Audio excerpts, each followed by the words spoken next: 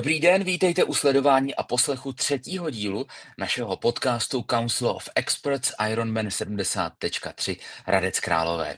Naším hostem je tentokrát bývalá vynikající česká běžkyně a česká reprezentantka v běhu na dlouhých tratích Marcela Joglová. Marcelo, ahoj. Ahoj, děkuji za pozvání. Ty jsi přijala roli ambasadorky závodu Ironman 70.3 Hradec Králové. Nejdřív, než se dostaneme k tomu, jaký máš vlastně k tomu závodu vztah a jakou budeš mít roli, tak dovolil bych tě divákům a posluchačům trochu představil. Ty ses v dubnu roku 2021 v maratonu kvalifikovala na olympijské hry do Tokia, kde si byla jako nejlepší z českých reprezentantek 52. v čase 2:39:29. Už v roce 2019 si o sobě ale dala vědět jako vynikající maratonská běžkyně, když ses v Rotterdamu časem 2:36:53 nominovala na mistrovství světa v Dauhá. Mimochodem tehdy si svůj maratonský čas zlepšila o 25 minut, jsem četl, to je úplně neuvěřitelné. No a na tom mistrovství světa v Dauhá si pak doběhla na skvělém 20. místě. Jsi mistryní republiky v půlmaratonu, mistryní republiky v maratonu, ale v květnu 2024 si svoji běžeckou kariéru musela kvůli problémům s kotníkem bohužel ukončit. Kdybych měl takhle prezentovat tu tvoji vizitku, bylo by to kompletní, nebo bys ještě něco doplnila, na co ráda vzpomínáš a na co jsi hrdá? Já myslím, že ty stěžejní závody si celkem vystihl. Zejména se to Douhá ve mně je hodně hluboko zarytý, protože to byl hodně intenzivní závod. I nečekaný výsledek pro mě. Takže já, když jsem se chystal na tenhle podcast, tak jsem si přečetl takovou možná zarážející větu. Nevím, jestli to budu citovat úplně přesně, ale bylo tam napsáno něco jako běžkyně z ulice, která se kvalifikovala na olympiádu v maratonu. Tak proč vlastně takovéhle pojmenování? No ono jsem měla hodně dlouhou pauzu jako od nějakých závodů. Jsem vlastně závodila spíše na základce, pak až na Gimplu jsem se k tomu trošku vrátila na 2 roky a tam byla první operace kotníku. To je možná počátek toho, k čemu dojdeme, protože ten konec a takže pak následovala taková 10 až 12 letá pauza, kdy jsem se jenom tak sportovně udržovala. Každý den jsem zvykla jako něco dělat, takže to ano, ale nic systematického a ty sporty jsem střídala a až právě nevím, jestli 27 jsem začala jako intenzivněji běhat pravidelně a trošku měnit nějaké tréninky, aby to nebylo jenom klusání a celkem rychle jsem se začala zrychlovat, takže pak tam byl první takový rok, kdy jsem se začala přihlašovat na závody, protože mi to začalo chybět. První byl vlastně taková 5 z Ranturu v Plzni. A mě naprosto pohltila zpátky ta atmosféra těch lidí, těch závodníků, vůbec celého toho závodu a tam jsem pochopila, že je to, co mě chybělo a že rozhodně chci se zlepšovat, že mě to baví a tam jsem vlastně byla 4., což pro mě byla velká motivace, abych se zlepšila alespoň na tu bednu a vlastně tak nějak během toho roku jsem jako se hodně často umisťovala a pro ty lidi to byl někdo jako novej z ničeho nic, kde jsem se objevila, takže si myslím, že tímto je spíš myšleno, že to nebylo postupně, jako třeba Mojra, že běhá opravdu jako celý život, řekněme, tak já jsem prostě tam tak nějak se objevila před 30. Ty jsi mluvila o tom, že tě na závodě pohltila atmosféra. Loni byla úžasná atmosféra i v Hradci Králové na tom prvním ročníku polovičního Ironmana pod hlavičkou legendárního Ironmana na území České republiky. Měli bychom se úplně jednoznačně teď v úvodu dostat k tomu, proč vlastně jsi naším hostem dnes, ty jinými slovy, jaký je tvůj vztah k tomuhle závodu. Já jsem tě představil jako ambasadorku. Co to vlastně znamená a co by to mohlo znamenat během toho závodního víkendu, který se chystá na 15. až 17. srpna letošního roku? No ono je pravda, že ty lidé mi mají spojenou hodně s triatlonem i tím, že já jsem sice tady mluvila o běžeckých závodech, ale jak jsem zkoušela různé vzdálenosti 5, 10, trail, maraton jsem si zkusila 50, Krkonošskou, Jizerskou, tak jsem samozřejmě jsem dostala knížka od Chrissy Wellington o triatlonistce, která dělá Ironman do rukou a já, když jsem si ji četla, tak se to pro mě stalo jako novou motivací ještě víc makat, protože když jsem si ji četla, tak už jsem vnímala, jak to se mnou vnitřně něco dělá, jak tam jsou emoce a jak už si připravuju, jak bych tréninku změnila, kdy půjdu plavat. Takže já jsem se vlastně si zkusila ještě v těch začátcích i polovičního Ironmana v Praze, když byl ještě Prague Challenge, tak vlastně jsem hledala nějaký závod, který by mě bavil a ten pražský byl v den mých narozenin, tak jsem si říkala, že to je pro mě takový jako signál, že asi znamení, že bych měla, takže jsem se přihlásila, aby nebylo cesty zpět a brala jsem to jako, že bych se chtěla věnovat hlavně tomu Ironmanu, že tohle byl test a že pak bych se věnovala tomu plnému, jenže mě se v té přípravě povedl maraton a právě proto tam vznikaly takový ty, jestli se nechci zaměřit nejdřív na maraton, že k tomu triatlonu se můžu vrátit. Takže proto mě ty lidi si myslím mají trošku spojenou s triatlonem, dokonce si mysleli, kolik já jsem nešla triatlonu, já šla jenom ten jeden poloviční, ale hrozně se mi to líbilo, musím říct, že opravdu ta atmosféra mě tak nadchla, že jsem hodně váhala, jestli jako se mám ještě opřít do toho běhu, protože už se mi nechtělo, měla jsem v hlavě ten Ironman. A teď jsem si říkala, že se k němu jako po běžecké kariéře vrátím. Mhm. Počkej, ale máš za sebou jenom jeden jako poloviční Ironman, protože minimálně u jednoho dalšího tvého triatlonu jsem já byl. Ten byl podstatně kratší, bylo to v Karlových Varech. K tomu se dostaneme. Jenom zkus ještě prosím tedy objasnit, ty budeš závodit v Hradci Králové, nebo to s tím kotníkem ještě nejde a musíš chvilku odložit ten svůj sen o polovičním Ironmanu dalším nebo celém Ironmanu? Jak to máš? No, je to tak, že ta noha mě ještě nepustí do tréninku, vlastně ani z části, dá se říct, takže teďka převážně jezdím na kole, občas si jdu zaplavat, takže na plný závod to není, nicméně je tam možnost štafet a to mě stále láká, že bych byla alespoň, že bych tam nešla se jenom podívat a fandit, ačkoliv to jsem loni byla a bavilo mě to, tak ráda bych se třeba i zúčastnila, takže pokud se ženu k sobě nějaké parťáky, někoho, kdo mi odplave a potom odběhá, tak se velmi ráda zúčastním i štafety. Já myslím, že tenhle podcast může být celkem slušným náborem pro nějaké tvé partnery do té štafety, takže kdo to poslouchá a chtěl by třeba jet štafetu, Marcela, já myslím, že to můžu slíbit za ní, vám odejde fantasticky těch 90 kilometrů na kole a hledá někoho, kdo by to s ní odplaval a taky potom odběhl. Takže můžete Marcelu kontaktovat na Instagramu a vytvoříte třeba tým. Přestože ty běhat nemůžeš, tak tě určitě všichni můžeme oprávněně považovat za expertku na běhání. A běhání je vlastně disciplína, kterou ten triatlonový závod, nejenom ten hradecký, ale každý končí. Jak je to podle tebe složité i podle tvých vlastních zkušeností, ať už tedy té triatlonistky, která zkusila jednu tu půlku v Praze, a nebo bývalé profesionální běžkyně, jít na ten půlmaraton právě po té, co má člověk za sebou těch skoro 2 kilometry plavání a 90 kilometrů na kole. Měla jsi s tím i ty problémy po tom přechodu, kdy ty první stovky metrů jsou obvykle takové vlastně skoro trochu utrpení?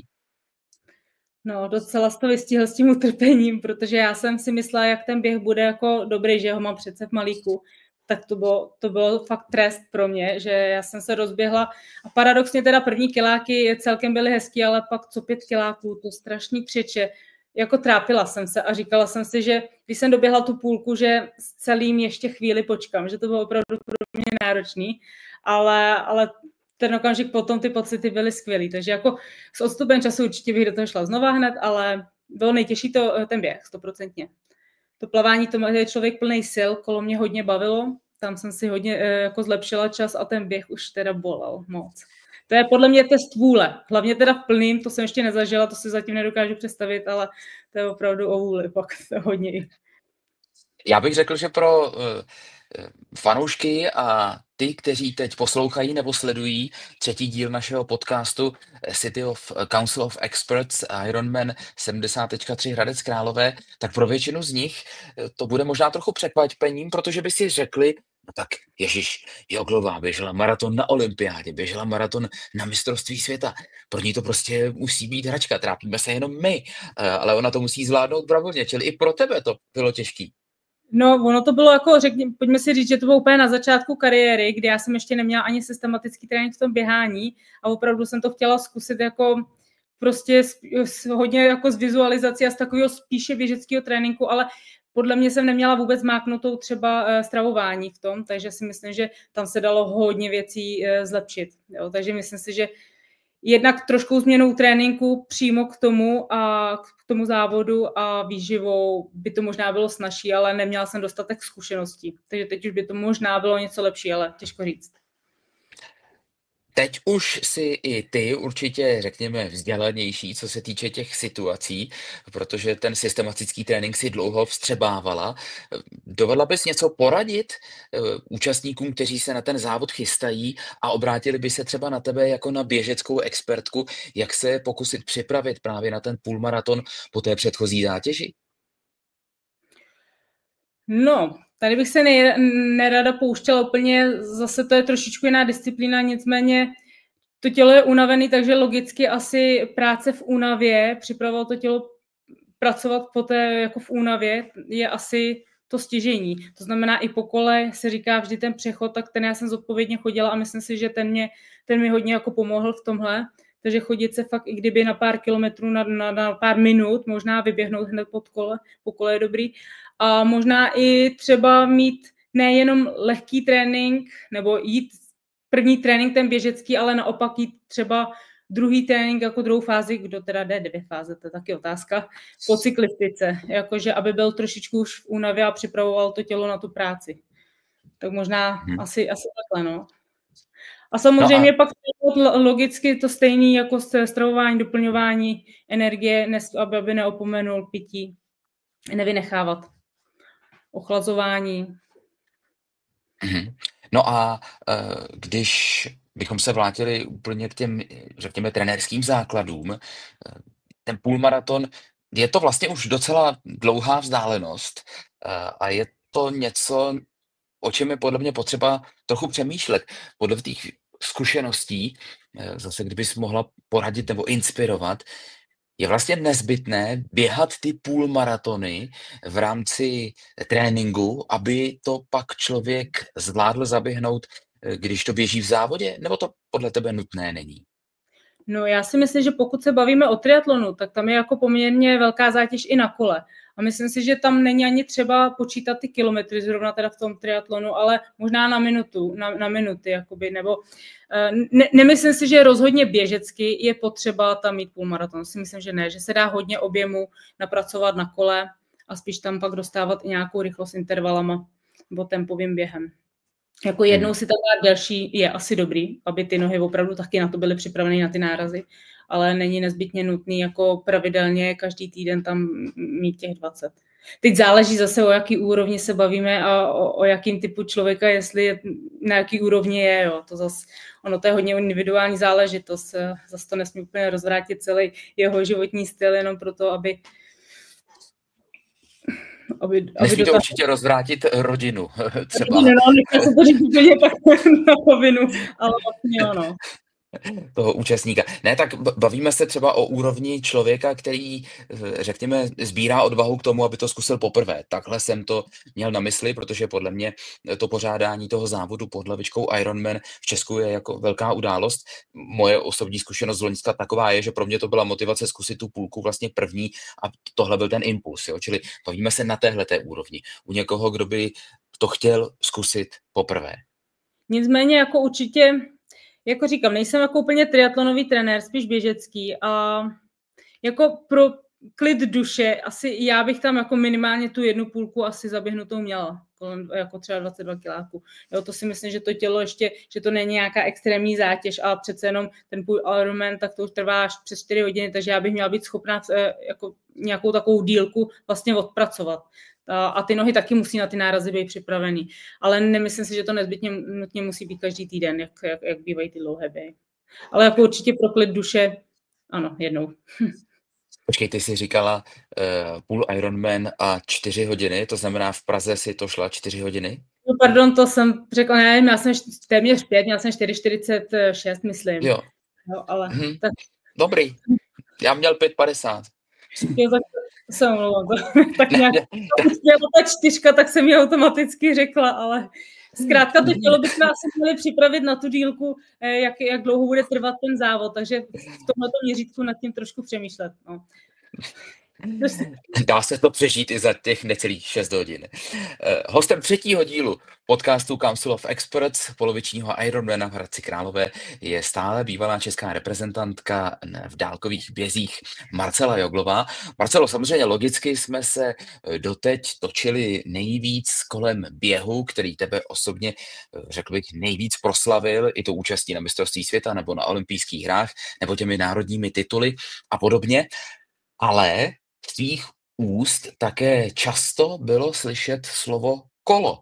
A evidentně je to teď při tom zranění kotníku tvá velká láska. Já jsem se koukal na tvůj Instagram a vím, že ses možná dokonce včera, když natáčíme tenhle podcast, vrátila z Malorky a já jsem na tvém Instagramu neviděl jedinou běžeckou fotku, ale viděl jsem tam spoustu fotek s kolem.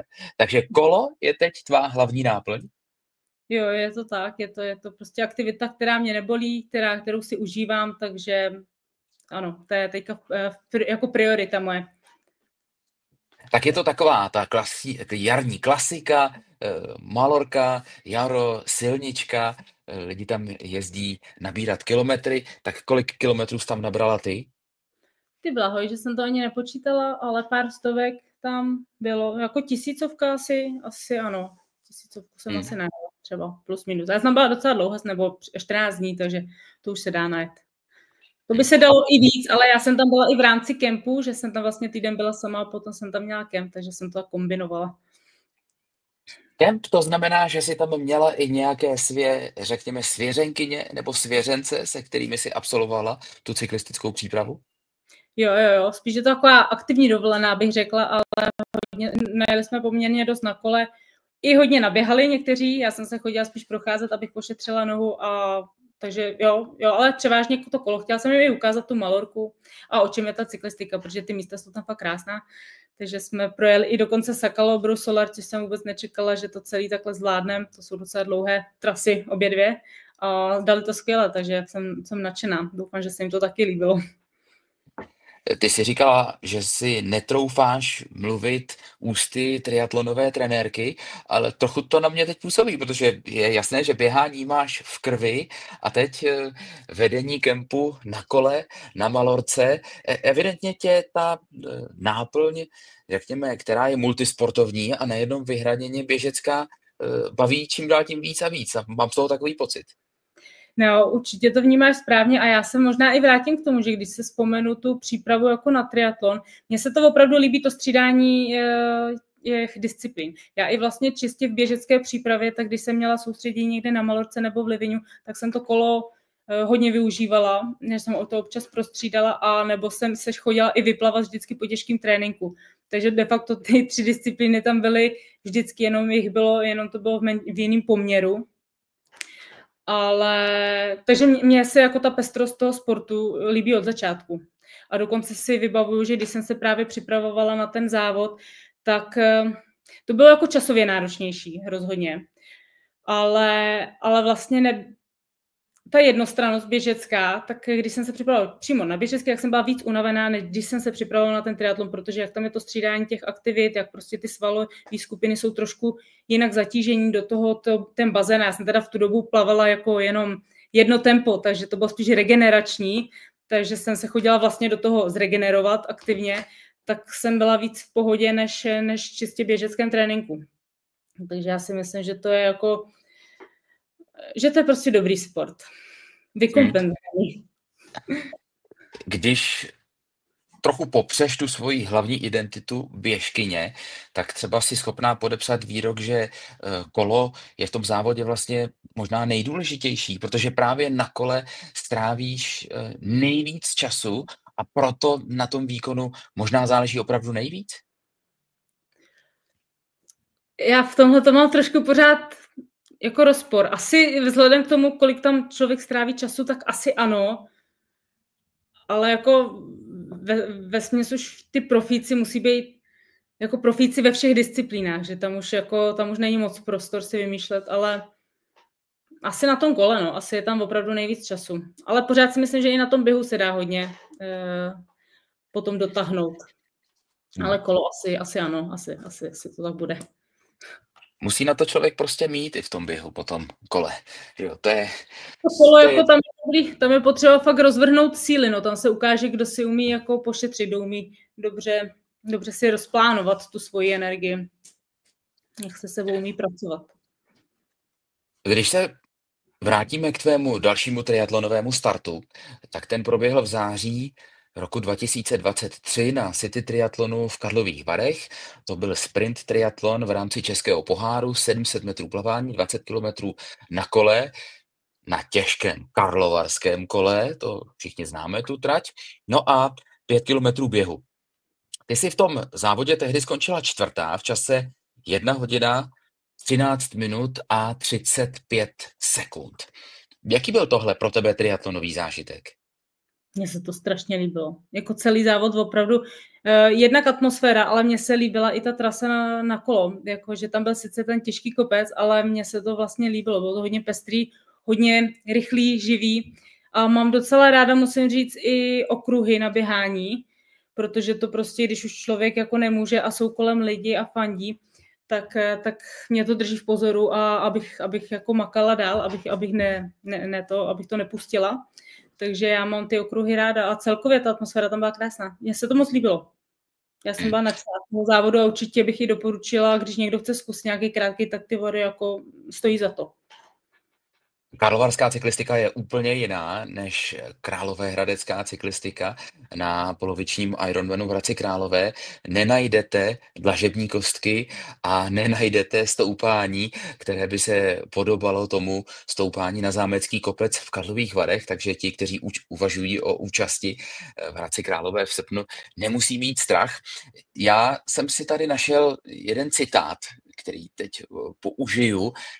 V rozhovoru pro deník Sport po tom zmiňovaném závodě City Triathlon Karlovy Vary 2023 zaznělo: jaká triatlonová trať by vás lákala? A tvoje odpověď v tom rozhovoru byla: asi by mi nejvíc měl sedět poloviční Ironman, potažmo bych si ráda splnila sen toho celého, ale to zatím nechávám v pozadí. I tenhle sprint byl poměrně těžký. Jsem tady, abych si to osahala, věděla příště, do čeho půjdu a už se na to cíleně připravila. Konec citátu. Takže zase tam zní ten poloviční Ironman a sen o tom celém, i přesto, že to teď nejde kvůli tomu kotníku, pořád je to něco, co tě láká? Mě to láká neustále. Já kdyby mě ta noha pustila, tak já bych se do toho s plnou palbou ráda opřela do přípravy, ale prostě kotník zatím říká, že ne a jako stále to držím v naději, že se ještě něco vymyslí, řekněme. Ale teď aktuálně musím říct, že ten rok určitě ne, že tam budou nějaké cyklistické závody, ale ten bych je stále 0. Já bych řekl, že takoví ti amatérští závodníci, ti nadšení triatlonisti, kteří se do toho pustí, nevím, trochu pokročilejším, ze sportovního úhlu pohledu, pokročilejším věku, mají možná motivaci v tom, vlastně je zajímá, jestli jsou schopni to dokázat. Ale ty jako bývalá vrcholová sportovkyně víš, že dokážeš hodně. Ty časy maratonské jsou úžasné, dostali tě na mistrovství světa i na olympijské hry. Tak co je tvoje motivace právě třeba pro toho polovičního a nebo pro toho celého Ironmana? Asi posouvat ty svý hranice, no, co až to tělo dokáže. To zkoumání něčeho nového, nový zážitky, emoce, nová místa. Ale asi to posouvání hranic, no. To je asi takový motivační. Prostě to challengeování sama sebe mě baví. Máš nějaké zkušenosti s tím, kdyby jsi byla v zápřehu třeba 10-12 hodin? No, tolik ne ještě. Ne. To byl velký challenge, ale to je právě to, že mě jako namotivují spíš skoro až nereální věci, než ty, co vím jistě, že splním, tak to není tak silná motivace pro mě, jakože takový, když je tam něco skoro nedosažitelný, tak to mě dokáže spíš namotivovat. Což ten Ironman už by byla velká výzva. No, to tedy sakra. Ono, představit si to všechno dohromady v jeden den, to prostě, když se nad tím člověk trochu zamyslí, tak to jednoduché není. V Hradci Králové je to poloviční porce, to je možná pro fanoušky trochu stravitelnější a i představitelnější, přeci jenom 90 kilometrů na kole jezdí vlastně leckdo a když to trochu přeženu, tak na to máte celý den. Takže to může být i celkem pohodová záležitost. My jsme se bavili o běhu, bavili jsme se o cyklistice a zbývá nám nakonec to, co je obvykle na začátku, a to je plavání. Tak většina lidí z toho plavání má obavu, leckdo běhá, leckdo jezdí na kole a leckoho děsí úvodní plavání. Tak jak to máš ty s plaváním? Protože o tvé lásce k běhu a k cyklistice i na základě tady toho našeho povídání nelze pochybovat. Jako plavání jsem vždycky používala, jak jsem říkala, spíše regeneračně. Je pravda, že když jsem měla to zranění, tak pak jsem jezdila na kole a udržovala se plaváním a to jsem chodila s trenérem právě, abych si zlepšila techniku a byla jsem v bazénu fakt 6krát týdnu a najednou to šlo i v 6 ráno, že jsem skočila, takže jako jde to, když se chce. A myslím si, že mi i výrazně zlepšil tu techniku, že je to fakt důležitý, abychom zabírali tak, jak se má. Takže se vyplatí do toho trenéra taky zainvestovat, aby s náma šel a skorigoval. A já myslím, že i tam bylo zlepšení, ale to plavání to musí být pořád, když prostě z toho člověk vystoupí, jakože teď byly v popředí trošku jiné věci, takže jsem zase asi trošku zvolnila. Takže teď si opravdu plavu jenom opět regeneračně, občas si tam dám nějaký zrychlení, ale neplavu zase tak často na to, ale jako je to nejslabší článek rozhodně. Nemám už toho takovou hrůzu, ale rozhodně to není žádná hitparáda. Ale chápu správně, že plavat tady můžeš. Ty můžeš plavat, můžeš jezdit na kole, jenom běhání ne. Ano. Odplavat si to můžu klidně i sama, pravda. A když jsi byla v té roli člověka, který s tím plaváním měl minimální zkušenosti, co ti pomohlo vlastně překonat tu obavu z toho plavání, když jsi vlastně pustila do Vltavy? Podle mě ta Vltava na tom pražském závodě, i když to bylo v půlce léta, bývala vždycky vlastně celkem studená. Navíc je to v centru města. Dovedu si to představit, každý na vás kouká, teď si říkáte, já se tady budu topit a nebude to příjemný. A ono vlastně v Hradci Králové je to podobné. Tam je Labe, je to taky v centru města, Labe teče z hor, z Krkonoš, taky to úplně není žádný koupání v Itálii na pláži. Tak co ti pomohlo překonat ten strach? Já musím říct, že já jsem úplně strach z toho jako neměla, jako z toho plavání, jako spíš, že jsem chtěla mít lepší čas, kvůli tomu jsem trénovala, ale jako, že bych to neuplavala, to jako v rámci vytrvalosti běžecké jsem věděla, že prostě uplavu, to jsem už plavala v bazénu i další trasy, ale spíš mi šlo o ten čas, ale že bych se bála tam jít, to jsem asi nemusela úplně překonávat. Takže to jsem neměla takový problém. Určitě jsem teda zkoušela i jít si v neoprenu na rybník, alespoň ne do řeky, ale tak minimálně se to vyzkoušet, abych věděla, jak se v tom dýchá a tak dále, tak to jo. Ale tak možná tohle, že jsem to nenechala úplně náhodě.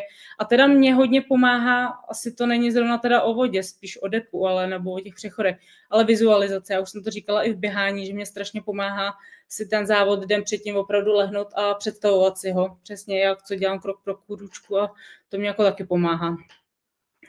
Takže dělala jsem to u běhu a dá se to vlastně i vizualizovat i při plavání, když si někdo má strach, mě to prostě pomáhá hodně věcech. No ale abychom to správně pochopili, neznamená to, že si to vizualizuješ 4 3/4 hodiny, když to pak jdeš 4 3/4 hodiny. Je to trochu z rychlíku. Je to z rychlíku, přesně tak. Ale dokáže si člověk vyvolat i ty pocity vyloženě, co zažívá, takže jako mně to prostě fungovalo. Naším hostem v rámci podcastu Council of Experts podcast Ironman 70.3 v Hradci Králové je stále bývalá běžkyně a dnes velká triatlonová faninka, snad to tak můžu říct, Marcela Joglová. Marcelo, na závěr, když se zamyslíme nad tím, co vlastně přinese ten sportovní víkend Ironman Hradec Králové 15. až 17. srpna letošního roku, budou tam nějaké běžecké závody, bude tam triatlon na distanci polovičního Ironmana 1,9, 90 a půlmaraton. Je tam taky Ironman 51,50, což jsou olympijské distance. Z tvých zkušeností, ať už tedy běžkyně nebo nadšené cyklistky a také sportovkyně, která už má nějaké triatlonové zkušenosti, je to podle tebe dobrá příležitost se pustit do triatlonového dobrodružství? A člověk si navíc může vybrat z těch dvou, přece jenom trochu kratší olympijská vzdálenost 51,50 a nebo ten poloviční Ironman? Jako za mě určitě ano, protože pro mě ta atmosféra, to, že jsou tam ty fanoušci a že to právě v známém prostředí je strašně jako nápomocný, takže já určitě bych to, jako pokud si mám zkusit nějaký závod, tak tenhle podle mě patří jeden těch, kde ano, i kromě toho, že se tam můžou vyzkoušet tu kratší distanci, takže kdo se ještě necítí na tu půlku, tak já bych určitě neváhala a tenhle závod za to rozhodně stojí. Někomu možná nevyhovují moc zatáčky ve městě, ale jak jsem říkala, mě ty okruhy zrovna dost motivují, protože tam bylo hodně fanoušků, opravdu si myslím, že tam měli hodně diváků a oni umí jako dodat neuvěřitelnou energii v tom běhu, takže když už člověk nemůže, tak ty fanoušci vás tam prostě dotáhnou do toho cíle. Trasa na kolo podle mě byla úplně úžasná. To bych opravdu doufám, že si ji vyzkouším. Tak ta se mi moc líbila a plavání, no nevím, to se prostě musí přijmout. To je první disciplína, plná energie, to jde samo.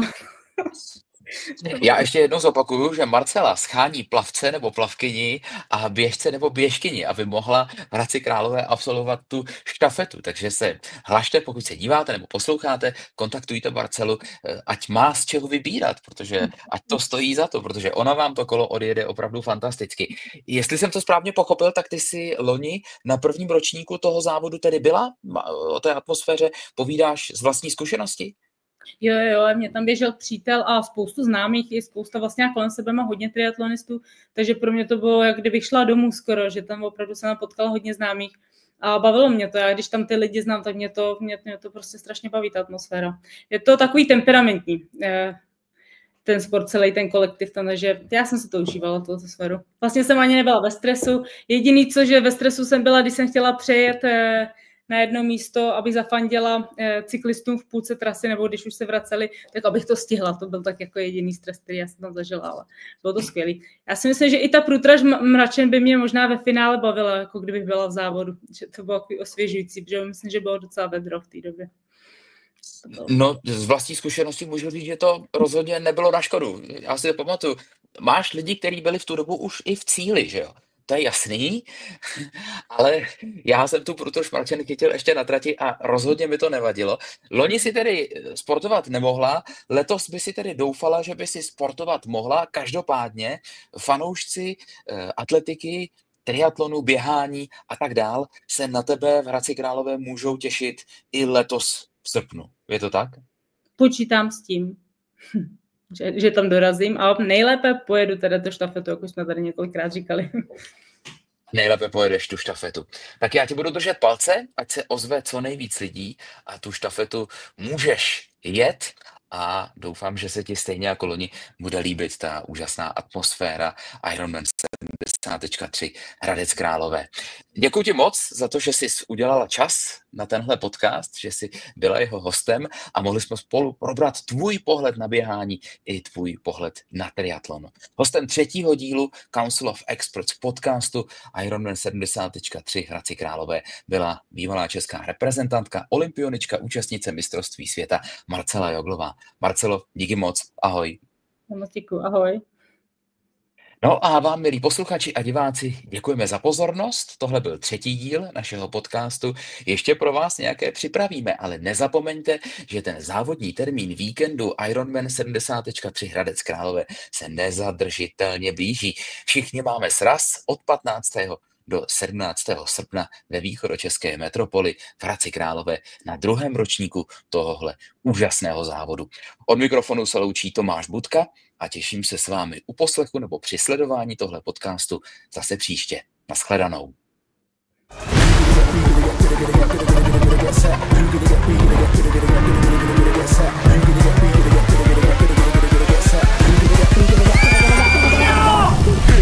Bass for your head top.